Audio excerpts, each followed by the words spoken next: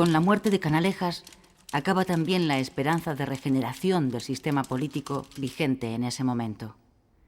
A partir de entonces, comienza una lenta pero inexorable erosión de los dos partidos en que se apoya la monarquía, el liberal y el conservador. Miles de personas pasan por la capilla ardiente del presidente asesinado instalada en el Congreso de los Diputados.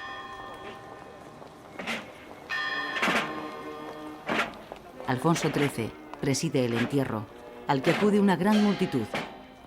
Entre los asistentes están los dos hombres que a partir de ese instante se disputarán el poder en el Partido Liberal, el conde de Romanones y Manuel García Prieto.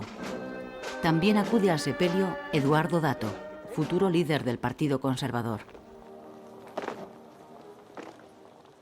El archiduque de Austria cría asesinato extranjero. Julio de 1914. 50 millones de jóvenes europeos son movilizados para ir a la guerra que acaba de estallar en Europa y que será conocida más tarde como la Primera Guerra Mundial.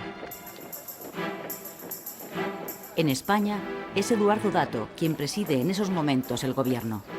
Dato decreta inmediatamente la neutralidad y la no intervención de nuestro país. La medida, que es bien acogida, no evita que los españoles se dividan. Las izquierdas se declaran aliadófilas porque consideran que Francia representa la libertad y los derechos del hombre. Las derechas se muestran germanófilas porque ven en el Segundo Reich la encarnación política del orden. La neutralidad española estimula la actividad económica del país, que crece de modo incesante en el transcurso de la guerra. La demanda de nuestros productos en el mercado extranjero se dispara. Desde la industria al campo, pasando por la minería, todos los sectores conocen un periodo de bonanza. Se vende todo lo que se produce. Los cuantiosos beneficios obtenidos propician el desarrollo del capitalismo español. La burguesía es la gran favorecida por esta súbita prosperidad. Muchas de las grandes fortunas familiares del país surgen en ese tiempo. La clase obrera, sin embargo, se ve perjudicada a largo plazo por los efectos económicos de la Gran Guerra. El exceso de exportación acaba provocando escasez en los productos de primera necesidad y, en consecuencia, su encarecimiento. Durante los 4 años de la guerra, el coste de la vida sube en España un 40%, mientras los sueldos permanecen al mismo nivel. 9 pesetas para el recibo de la casa, eso lo primero. Y 2 para Pascuala.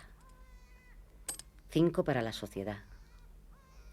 Y 10 para pagar la colada. Estos son deudas que hay que pagar. Nos quedan hasta el día 8 que cobre yo 30 pesetas. En claro contraste con la euforia de la burguesía, crece la indignación de los obreros, los grandes perjudicados por la inflación. Muchos se afilian a los sindicatos de clase que presionan a las empresas para conseguir subidas salariales. Tanto la CNT como la UGT se convierten en esta época en auténticos sindicatos de masas. Los trabajadores no organizados, como los funcionarios o los campesinos, ven cada vez más amenazado su ya ínfimo nivel de subsistencia. El malestar y el descontento llegan también al ejército, una institución arcaica, mal dotada y sobrecargada de mandos. 16.000 oficiales para 80.000 soldados. El bajo nivel de sus sueldos y los polémicos ascensos por méritos de guerra que favorecen a los militares que sirven en Marruecos son motivo de irritación creciente. A comienzos de 1917 surgen primero en Cataluña y después en toda España las Juntas de Defensa, una especie de sindicato militar con un discurso regeneracionista que aspira a poner remedio a los problemas del ejército. Las preside el coronel Márquez. A pesar de que las juntas no están permitidas por las ordenanzas militares, el poder civil se ve obligado a legalizarlas. Esa claudicación del gobierno es interpretada por muchos como un mal augurio. Acaba de constituir la Junta de Madrid en el último reducto de la reacción palaciega y le envían su apoyo. ¡Saque el hacha, coronel! ¡El hacha! ¡Mano dura! ¡Mano dura! Denos usía una orden. El país está en nuestro poder. Usted. ¡Aguante, coronel! Denos usía una orden. Una orden, mi coronel. España la necesita. Ordeno hacer honor al uniforme. Primero obedecer y luego todo lo demás. Abrid paso. El sistema político de alternancia, que lleva 40 años funcionando en España, entra también en crisis. Los dos grandes partidos que se turnan en el gobierno están profundamente debilitados a causa de sus constantes peleas internas. En ese momento, Francesc Cambó, líder de la Lliga Regionalista de Cataluña, pone en marcha una rebelión contra ambos partidos que llevan décadas monopolizando el poder. De acuerdo con republicanos, reformistas y socialistas, Cambó convoca en Barcelona, en julio de 1917, una asamblea de parlamentarios para forzar un cambio político. Su propósito es liquidar el sistema de turno de partidos, llevar a cabo una reforma constitucional que permita la autonomía de las regiones y formar un gobierno de consenso con participación de todos los grupos políticos. Pero el gobierno de Eduardo Dato disuelve la asamblea tachándola de separatista.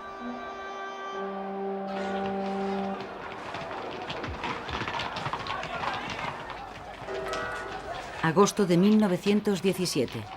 Comienza la huelga general revolucionaria convocada por UGT, aunque los motivos aducidos son económicos, es decir, la indignación obrera por la subida del coste de la vida, su objetivo declarado es político: derribar la monarquía, formar un gobierno provisional y convocar unas Cortes Constituyentes.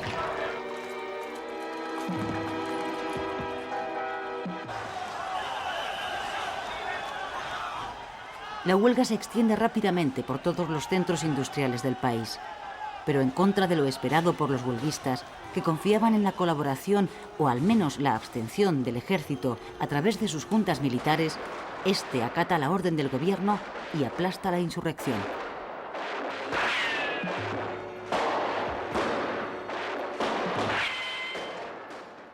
El fin de la huelga se salda con 80 muertos, 150 heridos y 2.000 detenidos, incluidos todos los miembros del comité de huelga. 3 meses después, en la cárcel, a los detenidos les llega la noticia del triunfo de la revolución bolchevique en Rusia.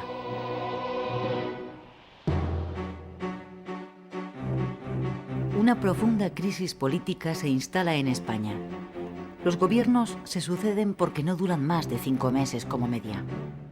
Alfonso XIII intenta resolver la situación encargándole a Antonio Maura la formación de un gobierno de unión nacional. En este cuadro, que recoge el momento histórico, se ve a Maura presentando ante el Senado a su gobierno.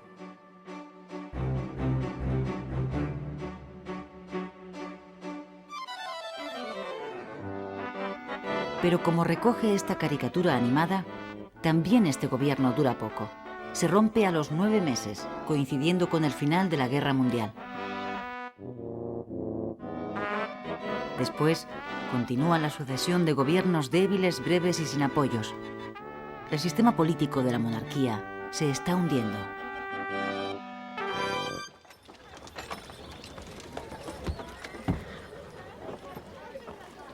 Estas imágenes son las primeras que existen de la celebración del 1 de mayo. Son de 1919 y corresponden a la manifestación que organiza la UGT en Madrid. El sindicato celebra también la última gran conquista de los trabajadores, la implantación hace pocos días de la jornada de 8 horas. España es uno de los primeros países en introducir esta medida. Europa vive en esos momentos azotada por una crisis económica profunda y generalizada que ha provocado un aumento de la conflictividad social y un gran desarrollo del sindicalismo. En nuestro país, la UGT ha llegado a los 250.000 afiliados y la CNT a los 700.000.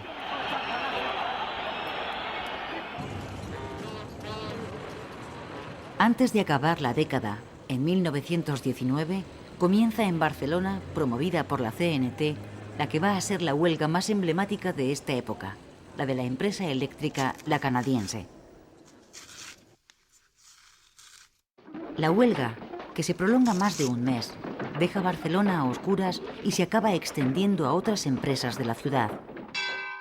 El enfrentamiento entre patronos y obreros acaba en un lockout, cierre patronal de todas las empresas que deja en la calle a 100.000 obreros. El conflicto se agudiza con la creación por los patronos de los llamados sindicatos libres, que en realidad son grupos armados creados para romper las huelgas y asesinar a los sindicalistas más destacados. Las manos arriba, quietos, que nadie se mueva.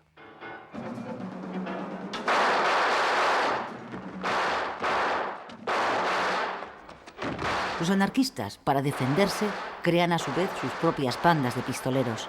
Comienza así una espiral de sangre, el pistolerismo, en la que el terrorismo sustituye a la lucha sindical. En 7 años, entre 1914 y 1921, 523 obreros y 40 patronos mueren asesinados. ¡Policías, quietos! ¡Arriba las manos! ¡Quedáis detenidos! Para acabar con el pistolerismo, el gobierno conservador de Eduardo Dato, que cuenta con el apoyo de los catalanistas, desencadena una represión contra los anarquistas de una ferocidad desconocida hasta entonces. Las cuerdas de presos y la ley de fugas se ponen a la orden del día.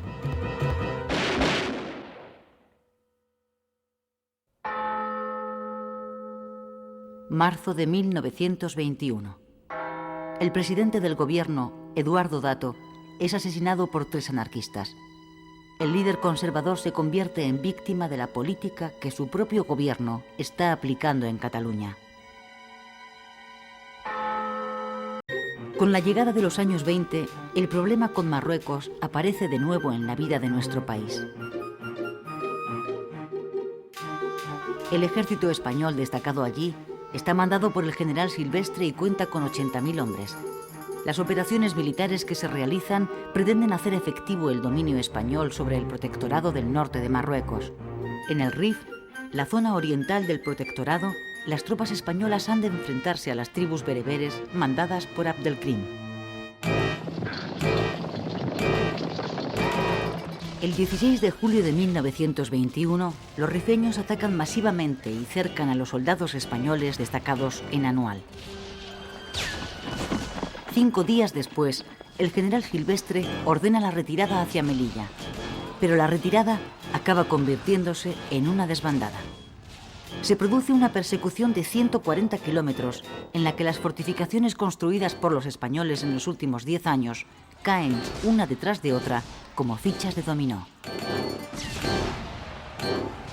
La persecución acaba en el fuerte del Monte Arruit, donde los 3.000 soldados que han conseguido llegar logran resistir un asedio de 10 días.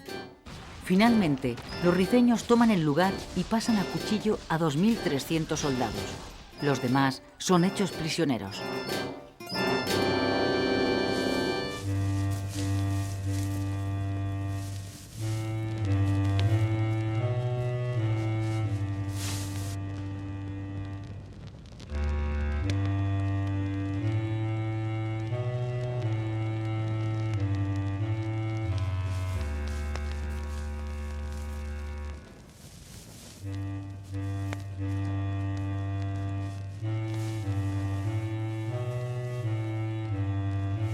El llamado desastre de Anual se salda para España con 12.000 muertos y más de 1.000 prisioneros.